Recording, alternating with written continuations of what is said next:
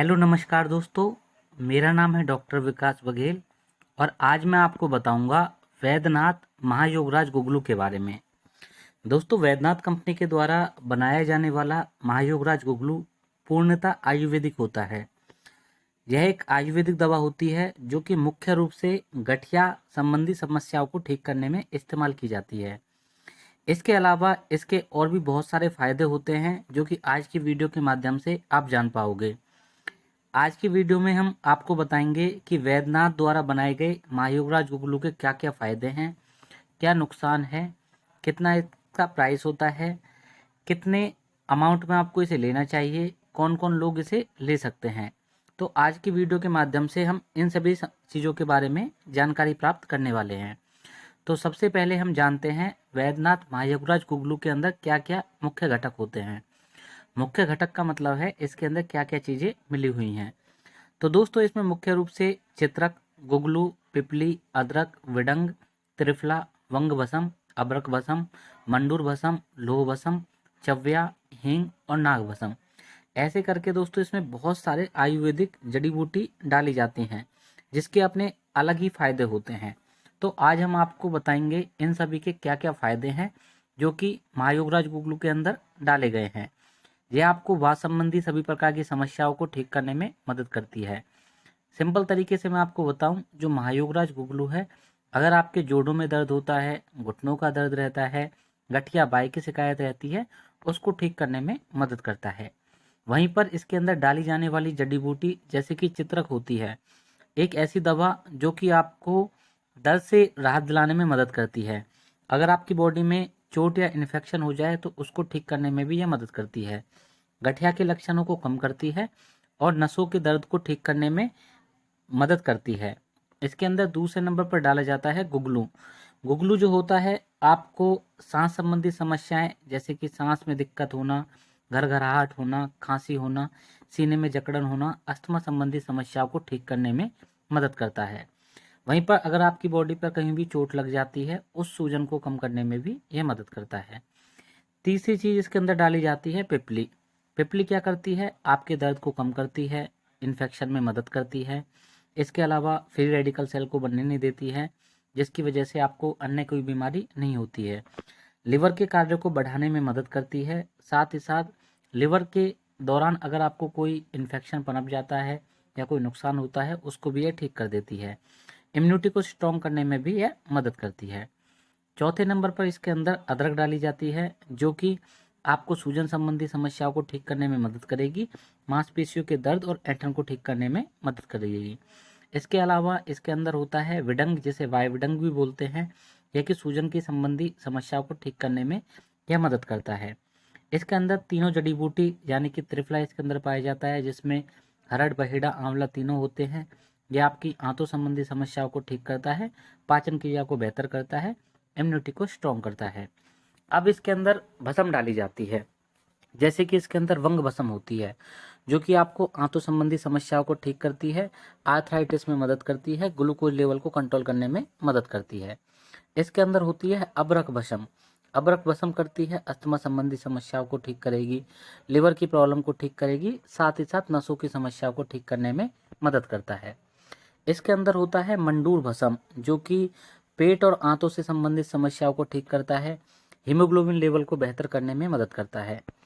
एक चीज होती है इसके अंदर लोह भस्म। लोह भस्म के बारे में तो आप जानते ही होंगे, शरीर में हीमोग्लोबिन लेवल को बेहतर करता है, पांडु यानी कि जॉन्डिस की दिक्कत को ठीक करता है, लिवर की प्रॉब्लम को ठीक करता है और दर्द से राहत दिलाने में भी मदद करता है।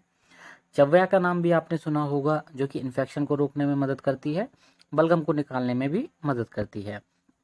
इसके अलावा इसके अंदर हींग भी मिलाया जाता है जो कि सूजन संबंधी समस्याओं को कम करने में मदद करता है। फिर होता है इसके अंदर नाग भस्म जो कि आपकी भोजन की जो इच्छा होती है उसको बेहतर करता है, शरीर को पावरफुल बनाने में मदद करता है। तो तरह तरह की ये चीज़ें इसके अंदर मिलाई जाती हैं।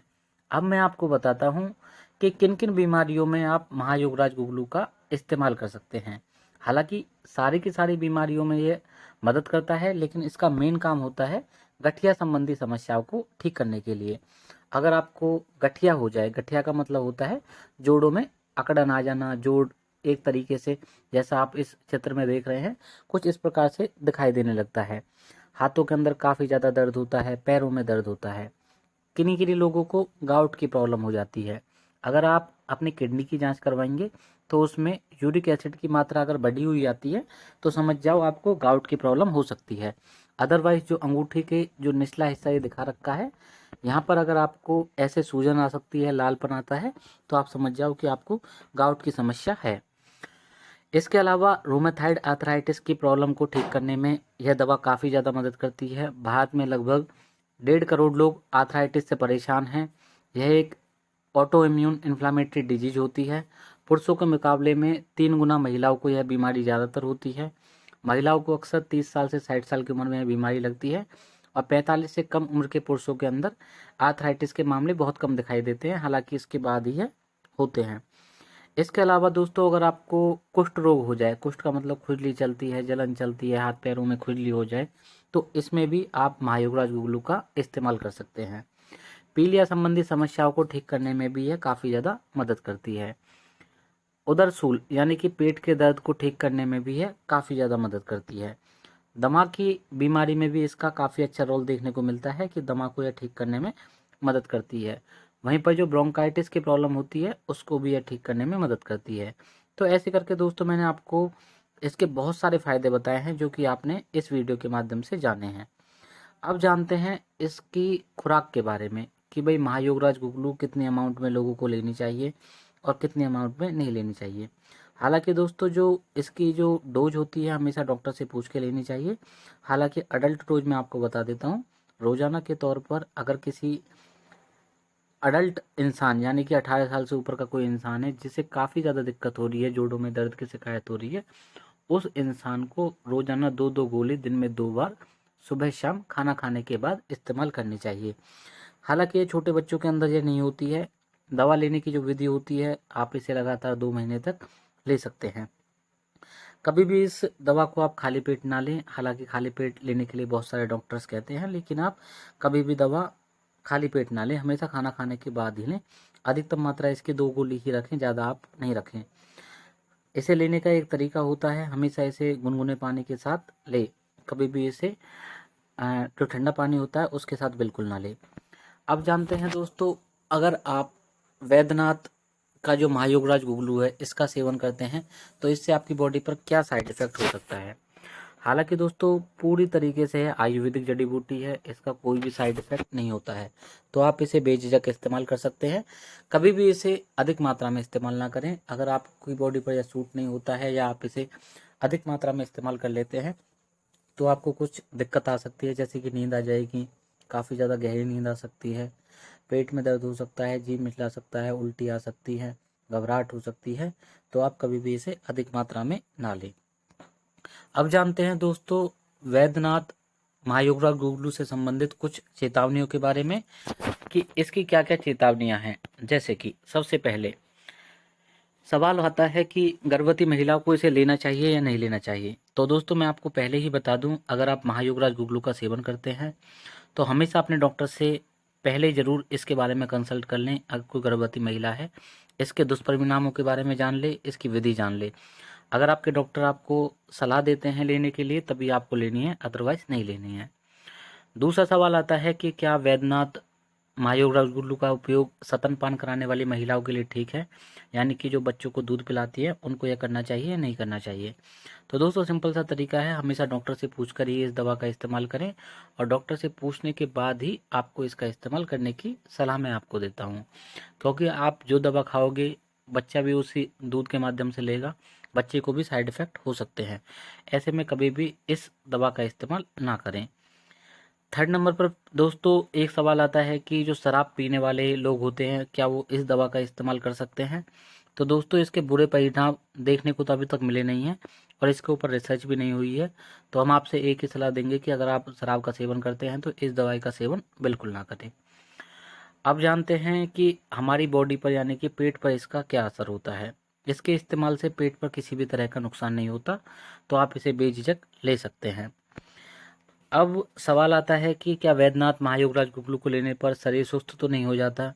तो दोस्तों इसको लेने के बाद आपको नींद बिल्कुल नहीं आएगी, आप गाड़ी चलाने का काम करते हैं या दूसरे आसानी काम करते हो तो उसको आप आसानी से कर सकते हैं, बेझिझक इसका इस्तेमाल कर सकते हैं।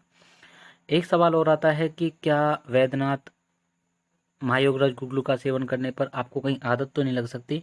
तो दोस्तों इसका सीधा सीधा सा जवाब है कि आपको इसकी कोई आदत नहीं लगेगी।